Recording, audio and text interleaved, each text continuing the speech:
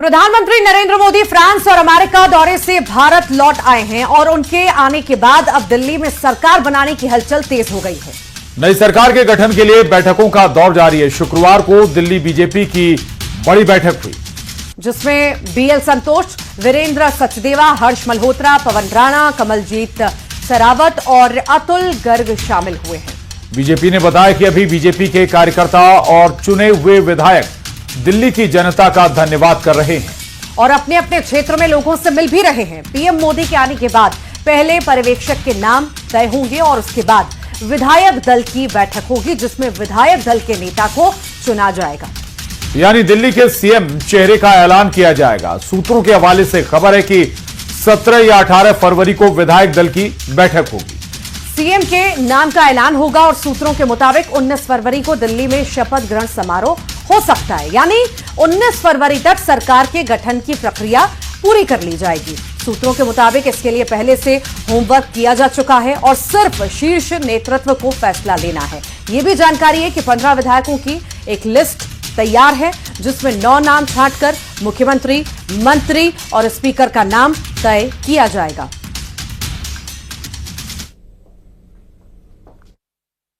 कोई ऐसा फेस प्रधानमंत्री जी का संगठन चुनेगा जो 20-25 साल तक चेहरा बने रहे और पार्टी की सेवा करते रहे और इस दिल्ली को एक राजधानी, अद्भुत राजधानी बनाए। तो ऐसा ही कोई व्यक्ति होगा। कोई भी कार्यकर्ता हो सकता है, पहली बार का विधायक हो, कोई भी, यही तो भाजपा की सुंदरता है। लेकिन जो भी व्यक्ति होगा, वो महिला या पुरुष, हमारी पार्टी इसको ऐसे चुनेगी ताकि वो यहाँ पर एक ऐतिहासिक काम करके जाए प्रधानमंत्री जी के नेतृत्व में और रहे। प्रधानमंत्री जी वापस आ गए हैं और ये काम जो करना है मुख्यमंत्री तय जिन्होंने करना है, या तो हमारे पार्लियामेंट्री बोर्ड करता है, प्रधानमंत्री जी करते हैं और हमारा शीर्ष नेतृत्व करता है भारतीय जनता पार्टी का। वो जब बैठेंगे, ये चर्चा होगी, विधायक दल से भी बात की जाएगी। जब प्रेक्षक नियुक्त होंगे तो निश्चित तौर के ऊपर एक नाम सामने आएगा और बहुत जल्दी आपको बता दिया जाएगा। कयास आप लगाते रहिए, लेकिन निश्चित तौर के ऊपर एक ऐसा मुख्यमंत्री दिल्ली को मिलने वाला है जो तेज रफ्तार से डबल इंजन की सरकार को गति देगा, दिल्ली के अंदर विकास करेगा। और एमपी में अब शराब महंगी होगी। सरकार ने नई आबकारी पॉलिसी जारी कर दी है। प्रदेश में अब बिना पीओएस मशीन के शराब नहीं मिलेगी। धार्मिक क्षेत्र में शराबबंदी के बाद दूसरे जगह दुकान खोलने का फैसला भी सरकार की ओर से लिया गया है। इसके साथ ही बंद हो चुकी दुकानों की भरपाई के लिए शराब महंगी होगी।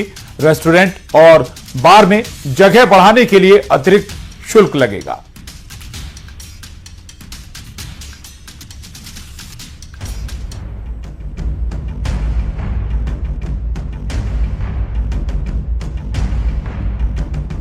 एमपी में शराब के शौकीनों के लिए अच्छी खबर नहीं है।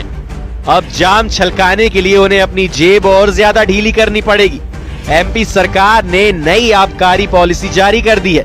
प्रदेश के 19 धार्मिक क्षेत्रों में शराब दुकानों को 1 अप्रैल से बंद किया जाएगा और राजस्व की भरपाई के लिए शराब को महंगा किया जाएगा।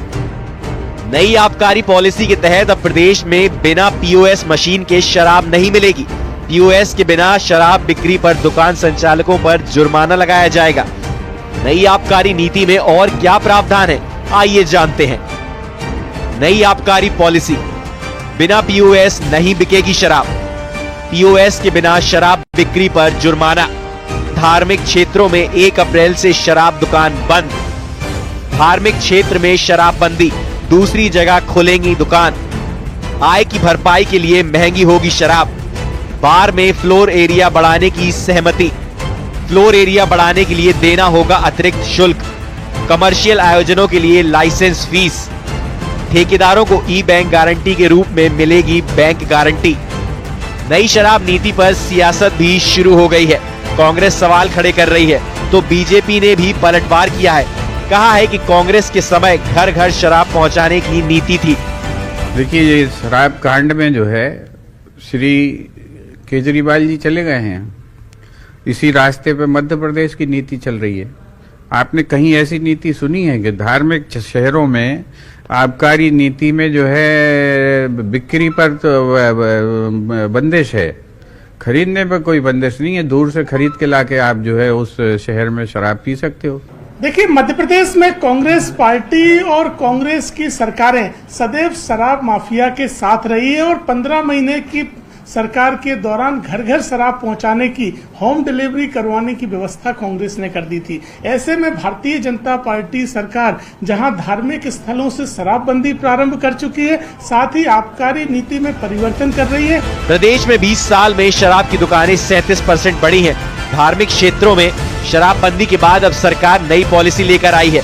इसमें शराब महंगा करने से लेकर पीओएस के जरिए शराब बिक्री के प्रावधान है। नई नीति पर सियासत भी शुरू हो गई है। Bureau report, news 18।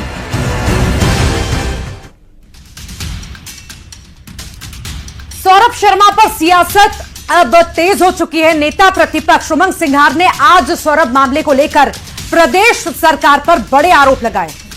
उन्होंने मामले में लीपापोती का आरोप लगाया और पूछा कि अब तक सौरभ का कॉल डिटेल क्यों नहीं आया। बीजेपी ने उमंग सिंघार के आरोप पर पलटवार भी किया है। जो उमंग सिंघार खुद कई आरोपों से घिरे हैं, वो दूसरों पर आरोप आखिर लगा कैसे रहे हैं। बीजेपी ने कांग्रेस को भ्रष्टाचार का पर्यायवाची तक बता दिया है।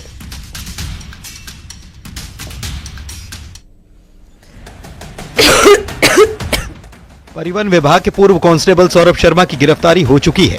जांच एजेंसियां मामले की पड़ताल में जुटी है। इधर सौरभ पर सियासत गरमाई हुई है। कांग्रेस इस मामले में लगातार सवाल उठा रही है। अब नेता प्रतिपक्ष उमंग सिंघार ने मामले में प्रेस कॉन्फ्रेंस कर बड़े आरोप लगाए हैं। उन्होंने आरोप लगाया कि सौरभ शर्मा मामले में जांच के नाम पर लीपापोती की जा रही है।